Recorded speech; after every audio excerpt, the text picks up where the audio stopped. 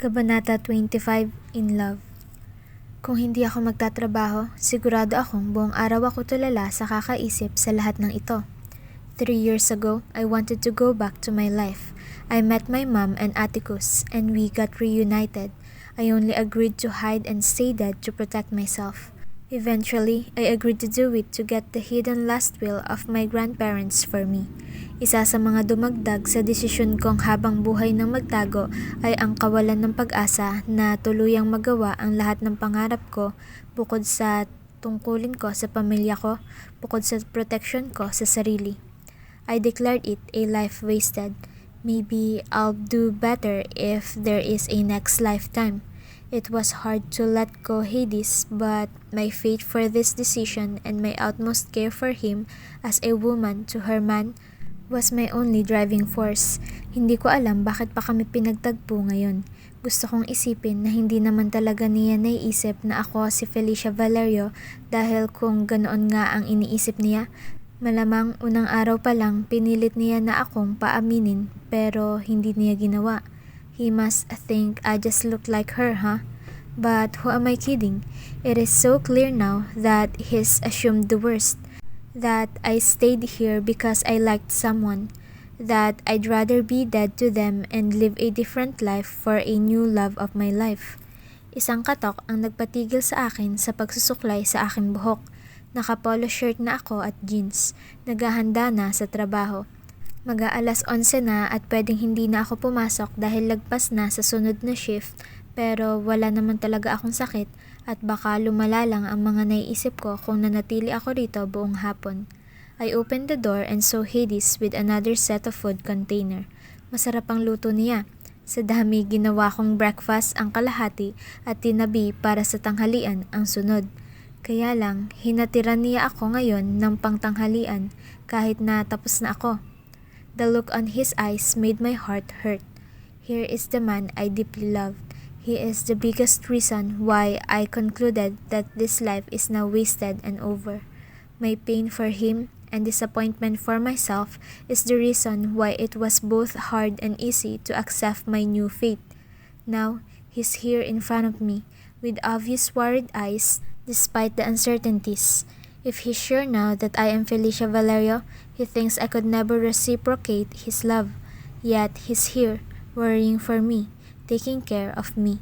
I wonder if he would ever get tired of it. I made you lunch.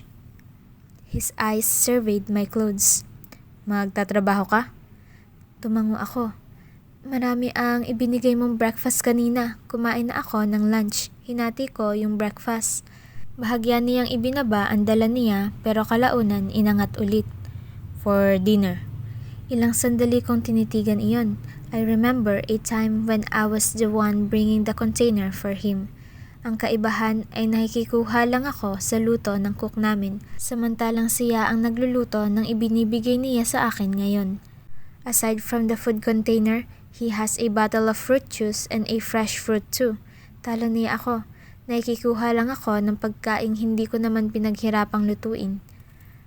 Okay, tinanggap ko ang ibinigay niya bago nag-angat ng tingin. Thanks. You're welcome.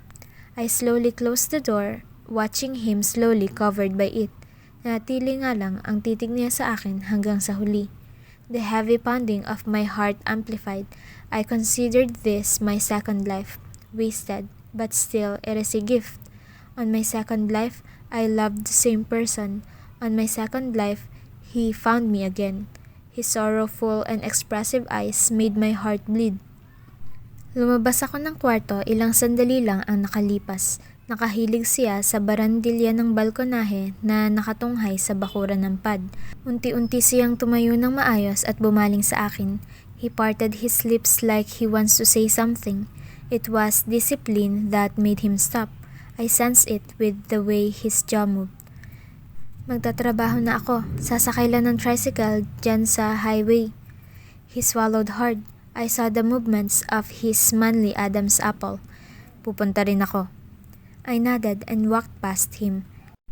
Hindi ko na pinalaki pa ang katotohanan susunod nga siya sa akin. Tahimik akong naglakad sa bakuran. Isa iyong maliwanag at mainit na araw dahilan ng pagtuyo ng putikang daanan. Hinihintay kong umandar ang sasakyan niya at lagpasan ako pero hindi nangyari. Nang nasa highway na ako at nakapara na ng tricycle nang nakita kong palabas na ang sasakyan niya sa daanan. Halos sabay kaming nakarating sa coffee shop. Kitang-kita ko ang masiglang paglabas ni Tunying sa counter nang nakita ako sa labas. Siya pa ang nagbukas ng pintuan. Natigil nga lang siya nang nakita niya ring bumaba si Hades sa kanyang sasakyan. "Oh, okay ka na?" Si Tunying sabay lapat ng kamay niya sa noo ko. "Hindi naman ako nilagnat, masama lang ang pakiramdam ko," sabi ko. Ngumuwi siya sa akin, astang hindi naniniwala. "Sigurado ka? Sana hindi ka na lang pumasok para tuluyan kang makapagpahinga." "Ayos lang ako, Tunying." Halatang hindi niya mapigilan ang kapansing-pansing pagdating ni Hades. Kahit pa nag-aalala siya sa akin, hindi niya na nasundan ang tanong dahil sa pagbati rito. "Akala ko hindi ka napupunta rito, Engineer Riego," sabi ni Aling Rosa. "Madalas kang nandito ng umaga. Nagulat ako nang wala ka kanina. Akala ko umuwi ka na ng Maynila." I didn't hear Hades' response. Dumiretso na kasi ako sa counter at naglagay na ng apron. Sumulyap ako at nakitang natataranta si Tunying na ibigay kay Hades ang parating lamesa na may pinagkainan ngayon. "Dito ka, Engineer! Lilinisan ko lang saglit." Si Tunying sabay pagkukumahog na kumuha ng trapo at tray. I glanced at Hades and saw him ridiculously watching Tunying. Medyo lampa at nanginginig ang kamay ni Tunying sa pagkakatarantang pag-aayos ng lamesa. Sorry. Si Tunying nang sa pagmamadali na hulog niya ang basahan. I slightly pouted as I watched Hades' brow shut up. Nakatingin siya kay Tunying at sa paraan ng titig niya, may pakiramdam akong may halong galit o iritasyon iyon. I think he was always honorable and just.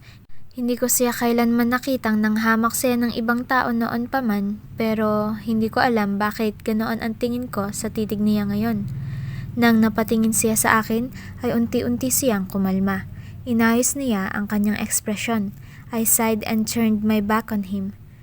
"Ang weird Pagpasok mo, andyan agad si Engineer Riego. Iniisip ko pa naman kanina na mag-uusap kami tungkol sa mga negosyo niya. Kaso wala siya buong umaga." Si Tunying nang pumasok ng kusina. Nagkibit ako ng balikat. "Nakausap mo na?" "Hindi Nag-offer lang ako ng maiinom, kaso mamaya na raw siya o-order." Natigilan ako at napatingin kay Tunying. "Mamaya na siya o-order?" I sighed and nodded. "Sigurado ka bang ayos ka na? Kahit na wala si Engineer Riego kaninang umaga, masaya naman ako kasi nandito si Cliff." Kwento ni Tunying. "Mag-aral ka na ng bagong putahe at baka lagi na si Cliff dito." "Talaga? Ba't naman?" Nangingiting sinabi ni Tunying. "Tingin mo lagi na siyang bibisita?"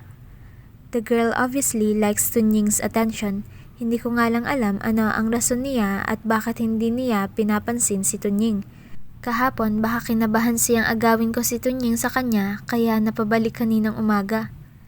"Maghanda ka na lang," sabi ko at lumabas na ng kusina para sa counter. Hindi na ako sinundan ni Tunying. Maybe he took my advice. Meanwhile, Hades is watching me again. Hindi ko na kailangang isipin kung ano ang order niya. Nagsalin ako ng tubig at naghanda ng Amerikano. Palapit ako sa kanya na ngumuso siya habang nakatingin sa dala kong tray. Nilapag ko ang isang baso ng tubig at ang kape sa harap niya. He glanced at me. "May iba ka pa bang order?" Tanong ko. Akala ko mayroon talaga. Matagal niya na naman kasi akong tinitigan. He even pursed his lips. I anticipated for a new order before he uttered his answer. "Wala na." Isang malaking buntong hininga ang pinakawalan ko bago tumango at tinilikuran siya. Kinuha ko ang bagong handang order doon galing kay Aling Rosa, samantalang nakita ko si Tunying na abala na sa kung anong niluluto. "Kung may ipapatikim ka sa akin, dito na lang, huwag na sa labas," bilin ko. Tumawa si Tunying. "Oo nga, at baka mahuli pa ulit tayo ni Cliff." Hindi nga lang iyon ang iniisip ko, pero hinayaan ko siyang isipin iyon. After all, how could I say it to him anyway? Uuwi kaya ng 2:00 yan si Engineer Riego, gaya ng madalas na yang ginagawa nitong nakaraan? Nagkibit ako ng balikat at lumabas na para maibigay ang order sa kabilang lamesa. I saw how Hades was a bit tensed and he only relaxed when he saw me out of the kitchen. Sinusundan niya ako ng tingin habang ibinibigay ko sa kabilang lamesa ang order nito. Nang natapos na, nagpa siya akong sa counter na lang manatili. Hindi umuwi ng 2:00 si Hades, kaya naman nang napabisita ako sa kusina para ibigay ang order ng bagong customer, nang usisa ulit si Tunying. Uy, hindi pa umaalis si Engineer Riego. Baka hanggang mamayang 5:00 yan. Ako na ang magsasara, Tunying. Pambawi ko sa late kong dating. Hindi na, nakahanda naman ako na whole day ako sa araw na ito dahil akala ko'y may sakit ka. Isa pa, baka sumama ulit ang pakiramdam mo kaya ayos lang na hanggang mamaya pa ako. True enough, Hades stayed until the last minutes of the coffee shop. Last order na po sana, engineer. Mag-close na kami. Sabay kamot ni Tunying sa ulo at tawa-tawa. Kanina niya pa sinasabing ayaw niyang mag-close habang nandito pa si Hades. Mabuti na lang at sinunod niya ang payo ko. I bet he will be here for 24 hours if we don't do this. I don't think Hades will voluntarily go home anytime soon if we won't tell him that we're closing soon. Hindi po kami bukas ng linggo. Baka lang bumisita ka at magulat na walang tao. It's okay. Hindi ako pupunta kung ganoon. Pero sa Lunes, magbubukas ulit kami.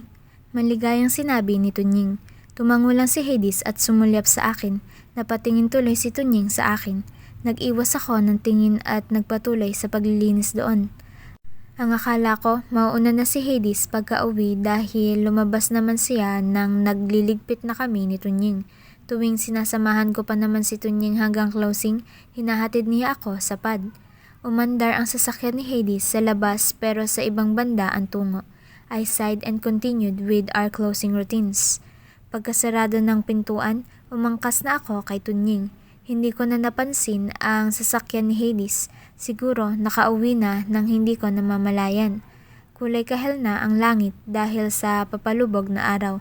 Laking gulat ko nang pagdating namin sa pad, wala pa roon ang sasakyan ni Hades. Thanks, Tunying, sabi ko. Magpahinga ka mamaya at bukas para umayos ang pakiramdam mo. Maayos na naman ngayon, maaga ako sa Lunes. He smiled and nodded. Nagpaalam na siya at kalaunan pinagmasdan ko na palabas ng daanan. Saktong pagkaliko ng motor ni Tunying sa kaliwa, lumiko naman papasok ang SUV ni Hades sa daanan. May mouth parted. Hinayaan ko ang sarili kong abangan ng sasakyan niya ng ilang sandali bago ako nagpasyang lumapit sa kanang bahagi ng pad at tahimik na ihilig ang katawan sa gilid ng konkretong balon. The staircase is on the far left side. He parks there too. There is no way he'd come near me. But if he does, sinungaling ako kung sasabihin kong hindi ko alam kung bakit ko gagawin ito.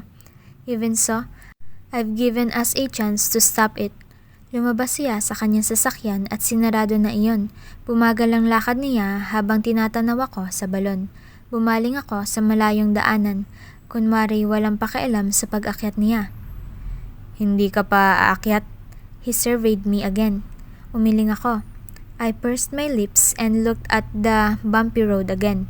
Dahan-dahan siyang naglakad patungo sa hagdanan pero naramdaman ko ang pagtigil niya. Napatingin ako sa kanya. Nakatingin na rin siya sa akin. Bigla akong kinabahan nang nag-iba ang tungo niya at ngayon papunta siya sa akin. Bahagya akong napatayo dahil sa kaba pero muli ay hinilig ang pang-upo sa gilid ng balon. Tinanaw ko ang kahel na langit bago ibinagsak ang tingin kay Hades na ngayon ay nasa harap ko na. The chance is gone now. He could have taken the stairs and went straight to his home but he didn't. Nasa harap ko siya ngayon. Hindi ko alam anong excuse niya pero kung ano man iyon, hindi ako naniniwala. He really is taking all the chances he has just to stay close to me. Hindi maputik ang boots niya pero kinuha niya ang timba at hinulog sa balon. He glanced at me when he noticed I was staring at him. I looked away and parted my lips again. Ang nakakabinging katahimikan ang naging gatilyo ko para gawin ito. Originally, I imagined this scene as another chance to prove that I am not Felicia Valerio, but then with him this near me, and all the evidences of grief and longing in his eyes, I am just lost. Can you tell me about her? Hindi siya nakagalaw pagkatapos ng tanong ko, ni hindi na siya nag-abala pang hilahin ang lubid para sa timba. Kung sabagay, alam ko naman kasi na palusot niya lang iyon para makalapit dito. Humakbang siya palapit sa akin. Hindi kontento sa lapit naming dalawa at sa mga mata kong nasa kawalan, he covered my vision with his body. My eyes gazed at the long gold chain on his neck, its large pendant on his chest, and I realized what it was. Pilit ko mang pinigilan ng gulat, kumawala pa rin ito sa aking mga mata. Namimilog ang mga mata ko habang tinatanaw ang totoong screwdriver ng nawawala kong bracelet. Your ex, I said bravely, clinging that I am Raya Graciano to him. Girlfriend, he corrected. Tinikom ko ang bibig ko at matapang na lang siyang tinitigan pabalik. He looked very sorrowful. I never wanted to imagine his grief all this time, so I would be forever convinced that what I did was worth it. Pero ngayong nakita ko sa mga mata niya iyon, unti-unti akong natutunaw.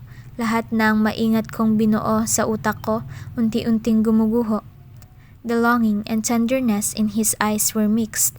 It was shadowed with extreme grief, lost, and the faintest hope. Kumislap ang mga mata niya na para bang epekto ng ganito kalapit naming titigan. Girlfriend then, napapaos kong sagot. I can sense how hard he's gritting his teeth. Ang naungusap niyang mga mata ay tila naghahanap ng sagot sa akin. I could never look at him beyond 10 seconds, so I had to look away. Anong nangyari sa kanya? I'm looking for her. Mataman niyang sinabi. Kumunot ang noo ko. Isn't she dead? Hindi ko nga lang isinatinig iyon. So, you lost her? Hindi siya sumagot dahilan ng pagbalik ko ng tingin sa kanya. His lips parted and slowly he nodded in answer.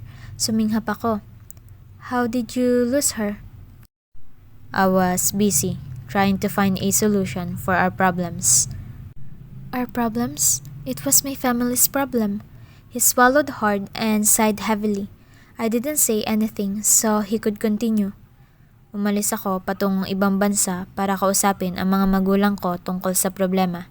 I was told to wait for a better decision, so I did. Her father died, and then she was immediately tangled in a fixed marriage while I was away. And later on, namaos ang boses niya. Met an accident. Hindi na ako makakurap sa sinabi niya. Narinig ko na ang kwentong ito kay Mami, pero iba pa rin pala kapag kay Hades ko iyon naririnig. Ginawa ko ito ngayon para sana lalong kumpirmahin na hindi ako si Felicia Valerio, ang girlfriend niya. Pero ngayon, habang naririnig sa kanyang boses ang sakit, hindi ko alam kung kaya ko ba iyon. Ang paraan ng bawat pagtigil niya, bawat paghinga niya, parang pinipiga ang puso ko. It was as if even talking about it is hard for him.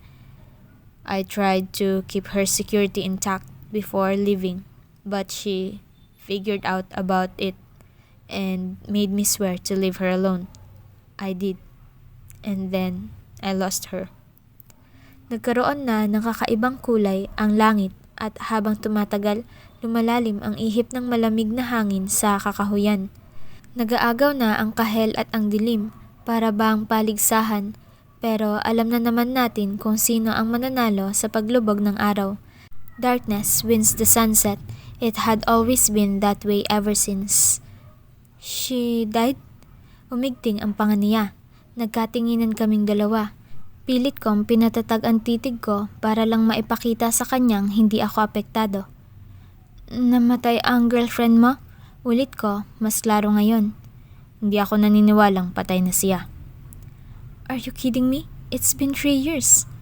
Bakit? Hindi siya ang nakita nila. Paano mo nalaman? Alam ko, he said desperately. Was her body found? It wasn't her body. Nanginig ang boses niya. Paano mo nga nalaman? Were you able to test it? No, but I know it wasn't her body. Tumaas ang boses niya ngayon. Tumigil ako, bahagyang nagulat sa bayolenteng reaksyon niya. Alam kong hindi pinahawak ni naman ni Mami ang katawang nahanap niya. She was too blinded by grief and anger. She blamed everyone and didn't give anyone a chance to experiment. She was convinced it was me and hated that everyone is suddenly concerned about us. All of that because I'm dead. Paano kung siya nga iyon? Hindi siya yon. Mariin ang bawat salitang sinabi ni Hades. How are you so sure? I know. I sighed. How can I find reason for a man who kept his faith even when everyone was convinced I'm dead? Yumuko siya at hindi niya na muli ibinalik ang tingin sa akin. The darkness is slowly winning, as predicted. Ganun pa man, natatanaw ko pa ang ekspresyon niya. Ang hindi niya napag-angat ng tingin at ang sakit na dumaan ay nanatili sa kanyang titig. Watching him this way, I was so sure that he actually didn't know. He wasn't sure too. He was also consumed by darkness. He hoped so hard that I was alive. He hoped blindly. He hoped in the dark. What if she is? Hindi siya sumagot.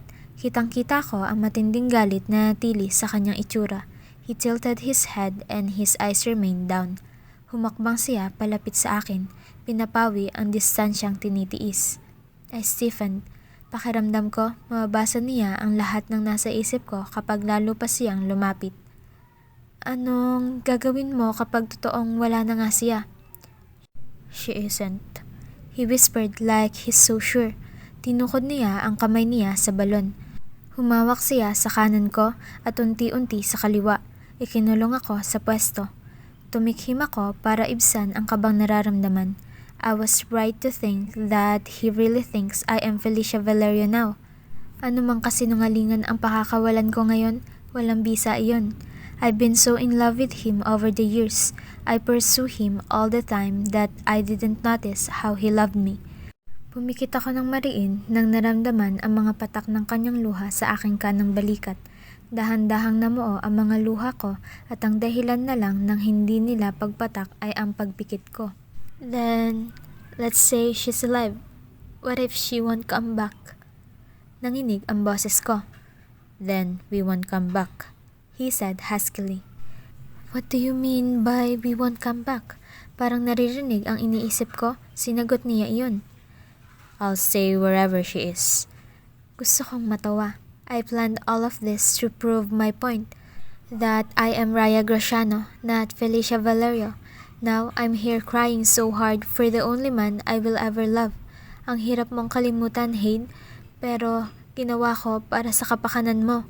Ang malas mong nakita mo pa ako rito, at baliw ka kung pipiliin mo ulit ako. What if she's different now? Hindi siya agad sumagot. Dumilat ako at medyo humupa na ang mga luha ko. Natili siya sa posisyon niya sa harap ko. His head is on my right. He tilted it and I felt his heavy breathing on my ear. Kinagat ko ang labi ko. Nakikita kong nakasabit sa kanyang leeg ang kwintas. What if she isn't the woman you once loved? I'm in love with this version of her too. Napapikit ako ng marahan at napayuko. I am not sure if I am extremely lucky or he's just extremely unlucky or both. Huminga ako ng malalim. Sinubukan kong kumawala sa kanang braso niya pero sa riin ng hawak niya sa balon, hindi ko nagawa. He was still mourning and very sorrowful. He wouldn't move an inch, wouldn't give me an opening. I sighed again and remained in the middle of his arms. I looked at him and saw his expressive eyes watching me closely, intently.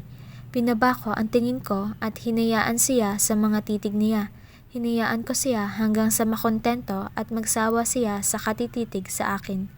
Hindi ko na namalayan ang minutong lumipas. Gabing-gabi na at ang huni ng gangis ang tanging musika naming dalawa roon. I realized he probably will never stop watching me like this if I let him. Gutom na ako. Uminit ang pisngi ko sa napiling sabihin sa ganitong pagkakataon. He sighed heavily and slowly removed his barricade. Sinulyapan ko siya. His eyes were still weak and full of grief. Umayos ako sa pagkakatayo. Bago ako tumulak, hindi ko na napigilan ang pagbaling sa kanya. May hapunan ka ba? Tumango lang siya. Tumango rin ako. Well then, good night. I don't know how I made it to my room without slowly be consumed by the floor. Nangangatog ang binti ko at lutang ako kahit pa noong sinagot ko na ang tawag ni Mami. So, I took your advice and signed some contract to invest on the Riegos. Balita ni Mami sa akin. Kanina pa siya kwento ng kwento tungkol sa mga ginawa niya nitong nakaraan. Wala ako halos anong reaksyon at ngayon pa lang yata nagising sa lahat ng iniisip. You did? Para kang tuod kausap kanina at ngayon masigla kang bigla, Felicia. Are you plotting the Riegos fall through this investment of yours? No, Mami. Are you sure? Kasi wala akong maisip na dahilan mo para maging interesado sa investment sa mga Riego na iyon. Susubukan ko nga sa mga Lopez din pati sa mga Leviste. Ano pong mga pinag-investan nyo sa mga Riego, Ma'am? Let me see. Their power corporation and mining. Nairita kasi ako sa construction. Naalala ko ang ginawa nila sa atin And it is what Hera Riego wants. She promised me so many things and I told her, pag-iisipan ko pa. Ha! Lulutang ang mga plastic na ito kapag nalaman nilang buhay ka. They are not really concerned. They are just guilty.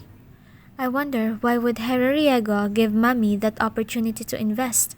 Okay lang sana kung si Mami ang lumapit, pero kung sila ang lalapit at mag-o-offer ng ganito, even the Levistas and Lopezes, pero bakit ba talaga ang mga Riego? You were in a meeting with them, Mami? Sinong nasa meeting? Hera, the president, some board. Ares wasn't there? I saw him in the morning. Mukhang may meeting Hades wasn't there. Gumuso ako at hindi na dumugtong. I heard he's visiting his girlfriend or something in some parts of Visayas. Hindi ko lang nalaman kung saan at kakainin muna ako ng lupa bago ako magtatanong, no? Umirap ako sa reaksyon ni Mami. Kaya ikaw, mag-ingat ka riyan. Baka magkasalubong kayo sa daanan. Visayas daw Then she laughed hysterically. Sa laki ng Visayas, siguro naman hindi kayo magkikita na. Who is his girlfriend kaya? Probably Marian Cordova. Not that I believe that she is his girlfriend at this point. Just the rumors. I could roll my eyes again. Their company's assets seemed doubled. Akala ko talaga medyo nasira nga natin ang reputasyon nila. Nagulat ako sa mga newly acquired assets nila ngayon. May 2 akong nakita na malapit sa lupain mo. Saan? Hindi na ako nakiusisa, no? I just know that Hades did it. He is well celebrated in the office for being so good in their business. Wala nga lang ngayon at inuna pa ang babae niya. Ha! Sino naman kaya yan? Maganda naman kaya? She paused for a while. Sana pangit, para pumangit silang lahat. Iyon ang nararapat sa kanila. Sinapo ko ano ako. Sa haba ng sinabi niya, akala ko na ibsan saglit ang galit niya sa kanila. Ngayon, hindi pala.